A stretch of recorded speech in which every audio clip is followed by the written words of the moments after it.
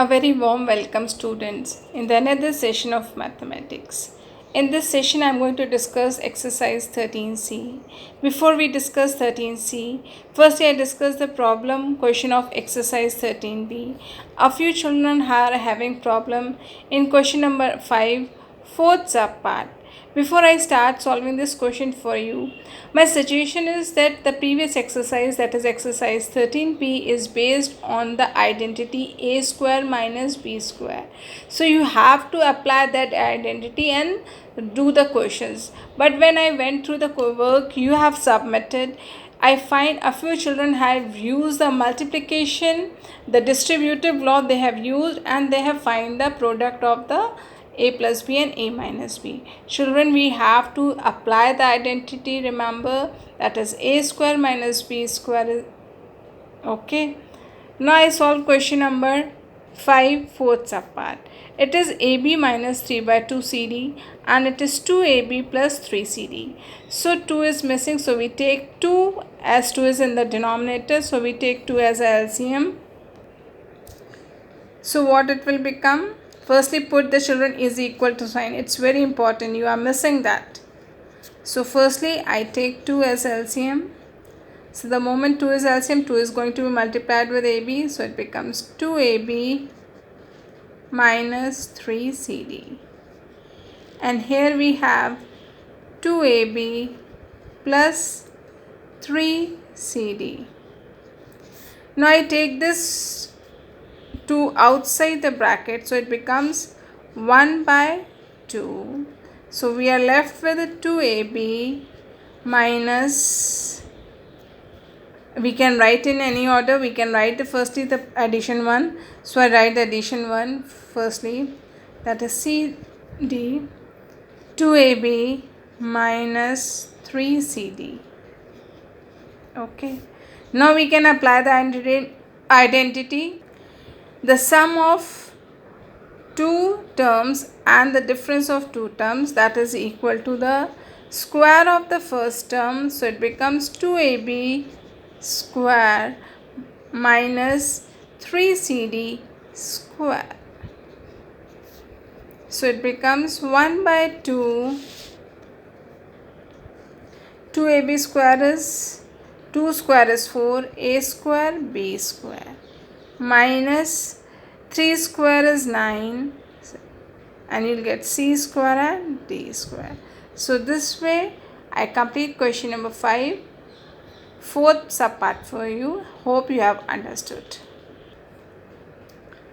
We can multiply this half inside the bracket also. So it will become 4a square b square upon 2 minus 9 by 2 c square d square. So what it becomes? 4 divided by 2 will give you 2.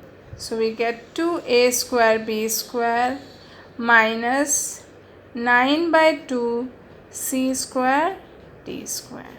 This is the answer. Now I start with expansions. We are looking for the expansion of a plus b whole square. A plus b is a binomial, so we are looking for the expansion of binomials. Before I start, explain you the square of that. Firstly, 4 square means 4 into 4. A square means a into a. Similarly, a plus b whole square means a plus b into a plus b. So I am going to say you the expansion of a plus b whole square in two ways. Just listen to me carefully. So if a plus b whole square, it is, so how we can write it? It is a plus b into a plus b.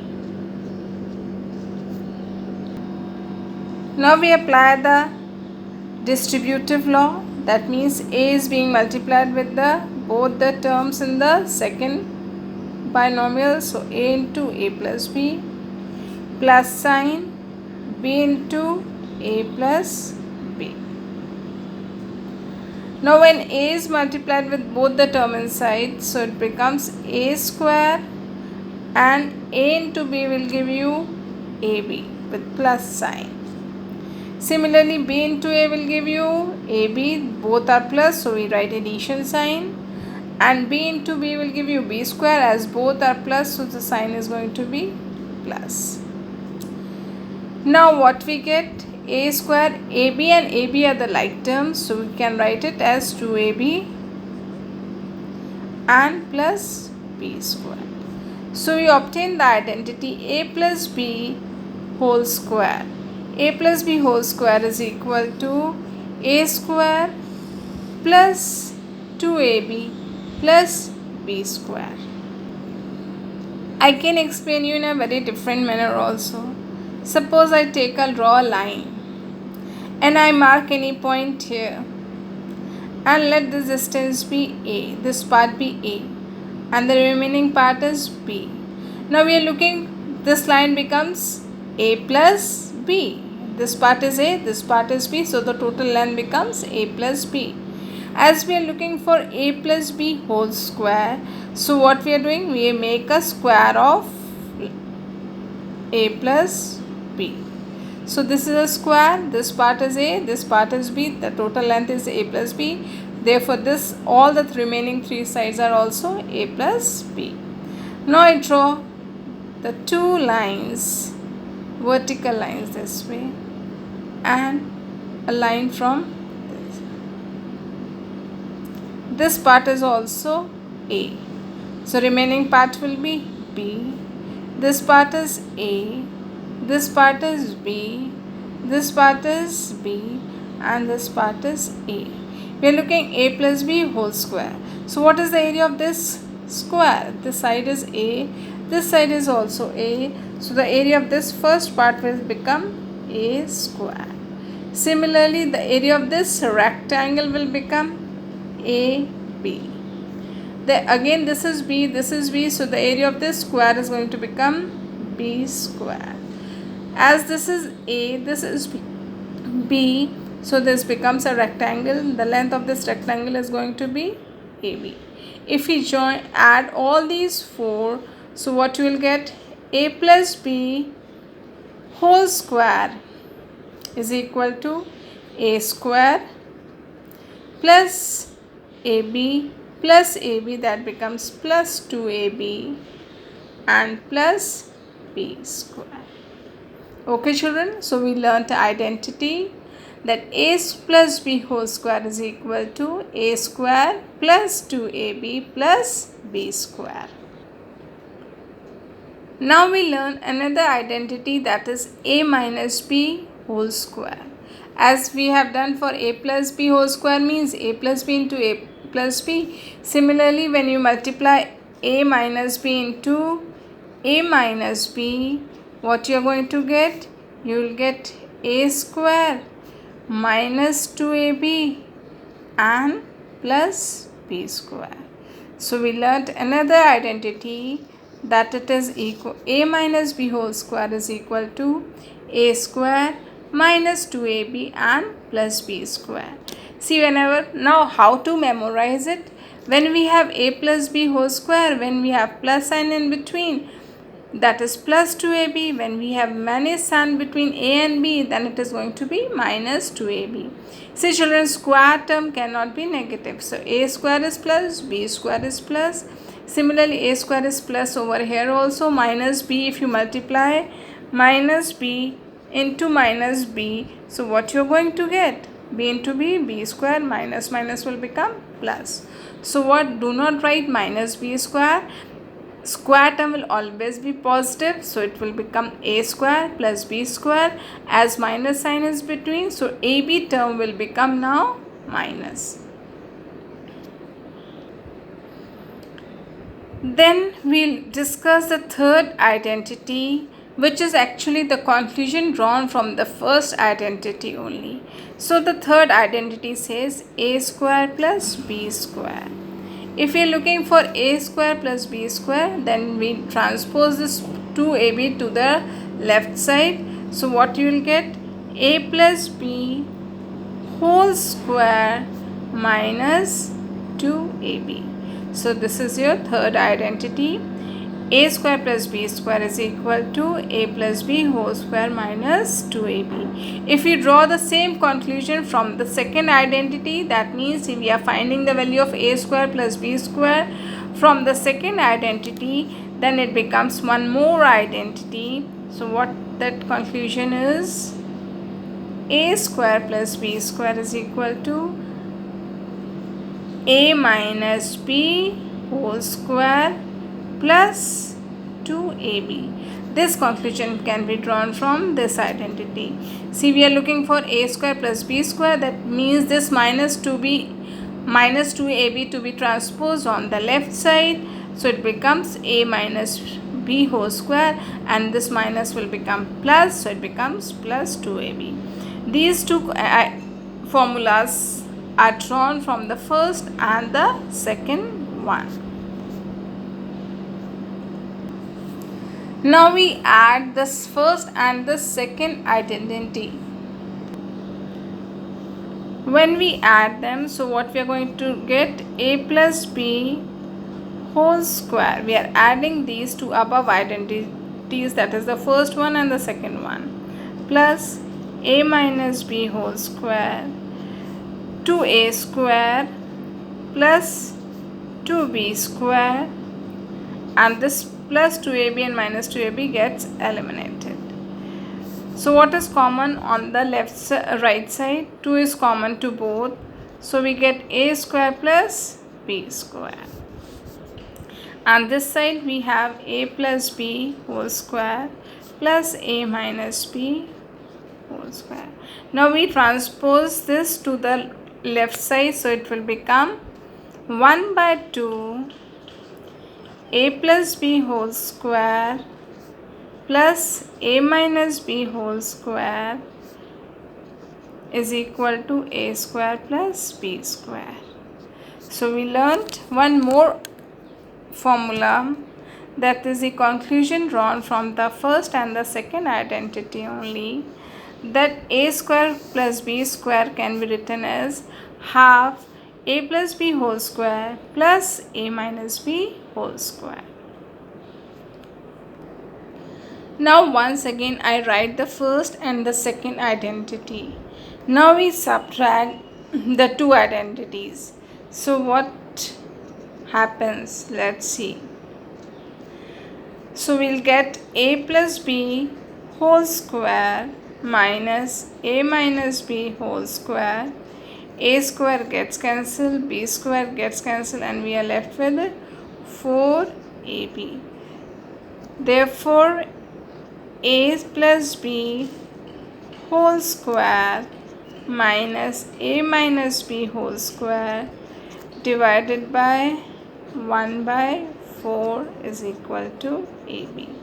This is again one more identity, that is the conclusion from the first and the second identity.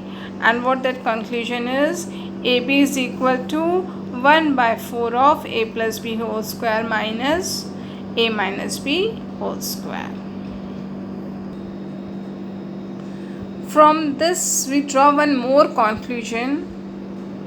What that conclusion is? A plus b whole square, we transpose this minus ab square to the right side, so it will become a minus b whole square plus 4ab. So from the subtraction we have drawn the two conclusion. The one is a plus b whole square is equal to a minus b whole square plus 4ab. This is another formula. And we have drawn one more conclusion from here, that if we transpose this 4 to the left side, so we will get 1 by 4 a plus b whole square minus a minus b whole square is equal to ab. So if we observe all the formulas that we learned till now, the first, third, fourth, fifth, sixth and seventh are all the conclusions drawn from the first two formulas only. Now one more formula that we are going to learn, that is based on the first formula only, that is a plus b whole square. Now we have replaced b with 1 by a.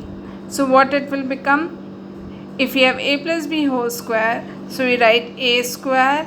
So we have a square plus b square. In place of b we have 1 by a. So we write 1 by a square plus 2 into a into b.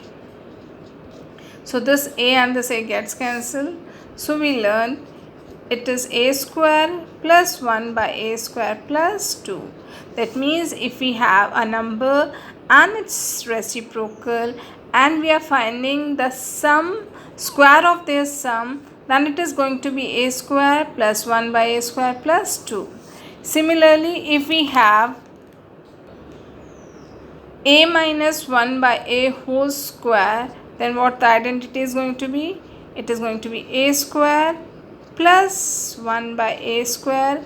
As we have now minus sign, so it is going to be minus 2. Okay children, these two identities we learnt more. This is the 9th one. Therefore, before we start with exercise now 13, see in the fair copy. Firstly, we are going to write all these 9 identities in the copy, fair copy, and then we will start with the exercise. Now I proceed with exercise 13C, question number 1, fourth subpart. We have root 3x plus 2 whole square. We are looking for its square. So we learned in place of a we have root 3x and in place of b we have 2. So how we write the identity? So the square of the first term, a square, that is a square of the first term, plus 2 into first term into second term plus square of the second term. A square plus 2ab plus b square. Better way is to memorize it this way, that is square of the first term, square of the second term plus 2 into product of first and the second term. So root 3 square is 3, x square is x, 2 into 2 will give you 4, 4 into root 3 x, and 2 square is 4. Now I discuss question number 2, 7th subpart. It is 2 by a minus 3 by b whole square.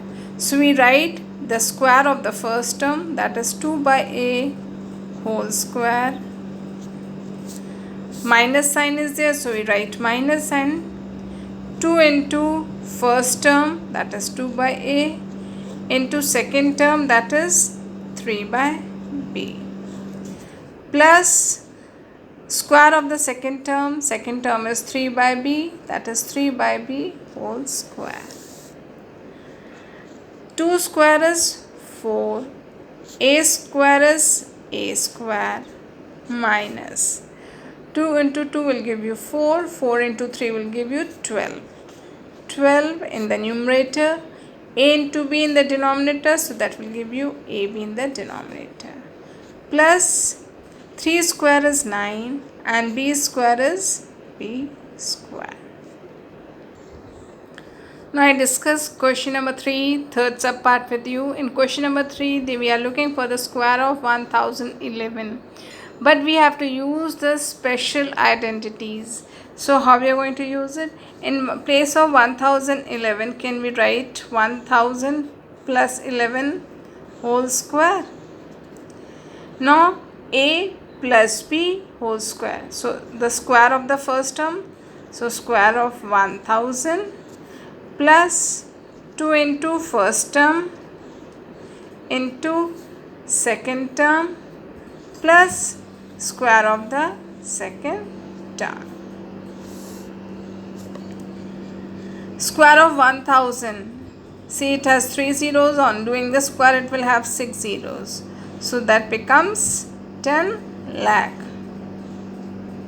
Okay, plus 2 into 11 will give you 22. 22 into 1 will give you 22,000. Plus square of 11 is 121. And we sum up all now. So we'll get 1, 2, 1, 2, 2, 0, and the last is 1.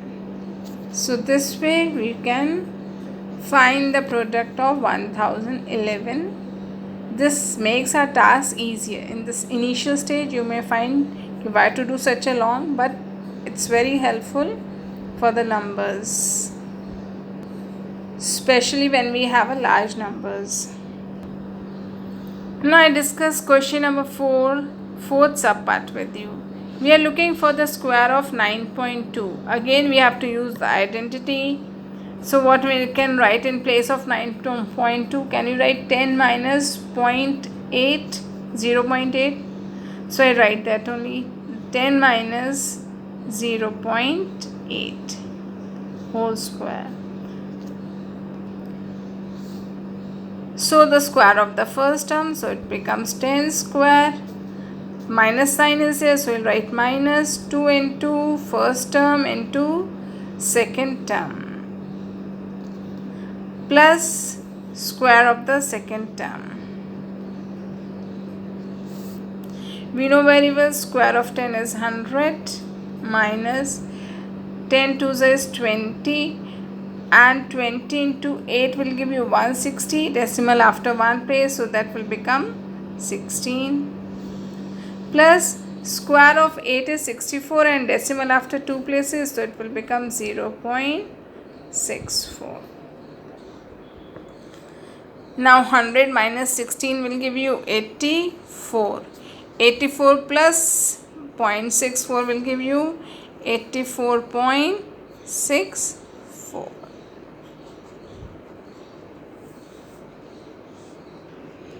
Now I discuss question number 5 with you. Question number 5, they are saying if x plus 1 by x is equal to 4, find the values of. We are looking for the values of these three different subparts. So as we have a square here and we are looking for x minus 1 by x, plus sign is given and we are looking for the minus sign, so we have to do the square to see how we solve it. In such questions, firstly we do the square. So we'll write on squaring. So on squaring, what we'll get? X plus 1 by x whole square is equal to 4 square. So a plus b whole square identity. So what we'll get? For square of the first term plus square of the second term, plus we have as the number and its reciprocal is there, so in 2ab term we'll get only 2, and this 4 square becomes 16. So x square plus 1 by x square is equal to 16 minus 2. So we get x square plus 1 by x square is equal to 14. You'll always get the second part in this solution firstly. Now we are looking for the x minus 1 by x. So what I do, or what we have to do, we do subtract 2 from both the sides.